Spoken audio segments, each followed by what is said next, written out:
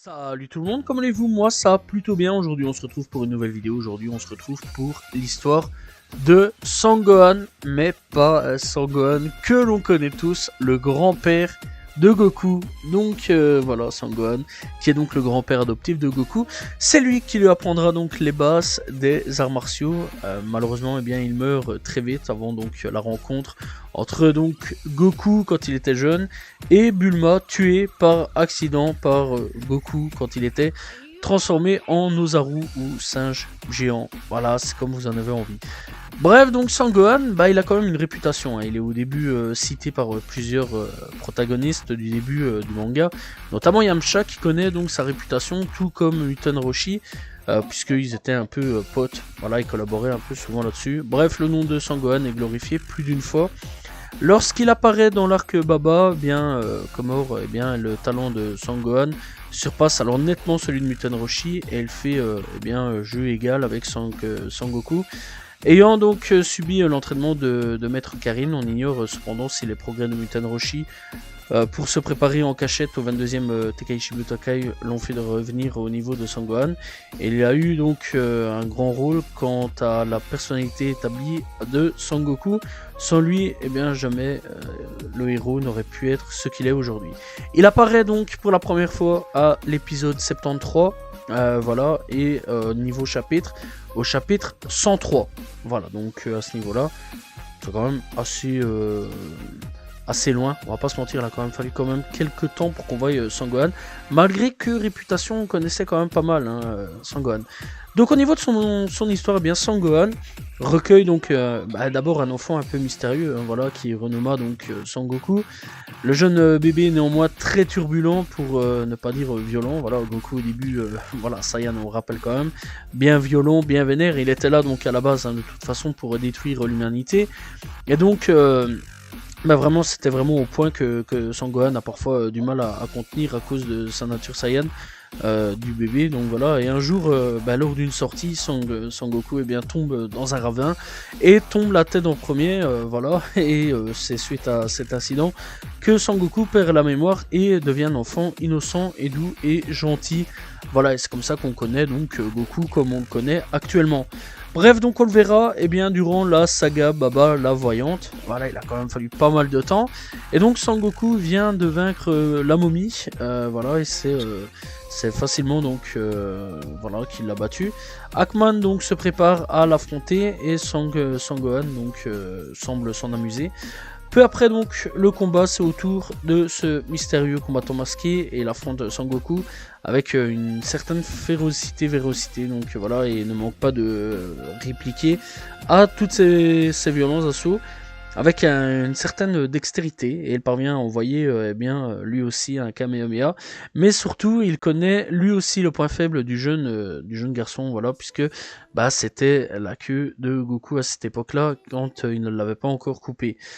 Donc il lui arrache par inadvertance, voilà, et donc furieux, Son Goku s'apprête à contre-attaquer, mais s'arrête aussitôt qu'il comprend que cet homme n'est autre que son grand-père. Bien que mort, le paradis semble lui correspondre parfaitement. Il met en garde néanmoins son maître sur la transformation de Sangoku, ce qui veut dire le fait que Sangoku peut se transformer en Ozaru. Bref, donc les retrouvailles sont quand même plutôt cool là-dessus. Goku il pleure, voilà, il est tout content de retrouver son grand-père une dernière fois. Donc voilà, avant que Gohan doive retourner au paradis, puisque c'est Baba donc qui l'a ramené pour pouvoir combattre. Bref, on le reverra durant la saga du 23e Tenkaichi Butokai.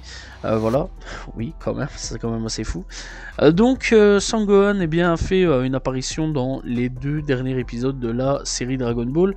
Ces 2 derniers épisodes sont des épisodes malheureusement hors série, donc n'apparaissant pas dans le manga. Lors de ces 2 épisodes, Sangoku et Shishi doivent se marier. Cependant, Gohamo donc souhaite que sa fille porte la robe de mariage que la mère de Shishi apporter. Voilà, et donc clairement la robe est toujours donc dans le château de Guillermo, et à cause donc de la fournaise se trouvant autour, et bien impossible d'aller récupérer sans calmer les flammes. Et bien Sangoku et Shishi se rendent alors aux portes de l'autre monde afin de réparer une brèche dans le fourneau magique, et ils y rencontrent donc Sangohan, le grand-père donc de Goku, qui y travaille depuis sa mort en collaboration avec Anin. Sangohan donc lui sert d'assistant et de garde du corps. Après donc un bref combat entre Anin et Sangoku, et bien Goku a réussi à vaincre Anin et est autorisé donc à se rendre dans le fourneau magique pour y réparer la brèche et ainsi récupérer donc la robe de mariée de Shishi. Avant de repartir, et bien Goku fait un dernier adieu à son grand-père. Là encore une fois, et là on ne le reverra plus jamais. Voilà, d'ailleurs on sait toujours pas pourquoi Goku va pas essayer de le ramener à la vie. Donc voilà, c'est quand même assez fou, sachant plus qu'il avait quand même les Dragon Ball. On le verra quand même, il faut quand même le préciser. Donc une dernière fois, donc voilà, sur film 1, le tout dernier combat, seul contre tous, le père du guerrier Z, Kakarot défie Freezer, voilà, ouais, c'est comme ça, c'est vraiment des titres très très à rallonge. Sangohan donc découvre qui arrive tout juste sur Terre, donc Goku qui arrive tout juste sur Terre, se rendant compte donc que ce garçon est étrange, et donc il décide de l'adopter et de faire de lui un expert des arts martiaux. Cette rencontre donc permet ainsi de clôturer de manière positive, tout en retombant parfaitement dans la chronologie Dragon Ball. Voilà, donc clôturer tranquillement donc le truc, la chronologie Dragon Ball, du comment, du pourquoi il l'a découvert, et ça c'est quand même plutôt cool là-dessus. On a un petit peu plus de réponses grâce à ce film-là. Bref, donc il apparaît plus, voilà, dans les nouveaux Dragon Ball, du moins Dragon Ball Z. On le verra plus, Dragon Ball Super, on le verra plus non plus, et Dragon Ball GT, on le verra plus non plus. Par contre, je sais qu'il sera jouable dans certains jeux vidéo. Si je me trompe pas, on a Butokai Tenkaichi 2, dans lequel on peut jouer avec, si je me trompe pas, et 2-3 autres jeux. J'imagine aussi que les récents aussi, on peut sûrement jouer avec ce personnage là, donc voilà. Mais voilà, clairement dans l'ensemble, mis à part les jeux vidéo, il apparaîtra plus vraiment en matière de manga ou en matière de séries ou autre, même en hors série, etc. Voilà, au niveau du dessin animé, voilà, de l'animé plutôt, et bien on ne le verra plus. Donc voilà, Sangohan apparaîtra qu'une grosse fois, on va dire, niveau majeur, vraiment la première fois, c'est au tout début, et alors, enfin 2 fois au tout début, et au niveau donc de l'arc Baba la Voyante, où on le verra, mais sinon dans l'ensemble, voilà, c'est un personnage un peu oublié, ou du moins pas très important. Voilà, on a appris l'essentiel, et je crois que c'était le plus important là-dessus. Voilà, c'est donc la fin de l'histoire de Sangohan, le grand-père de Goku.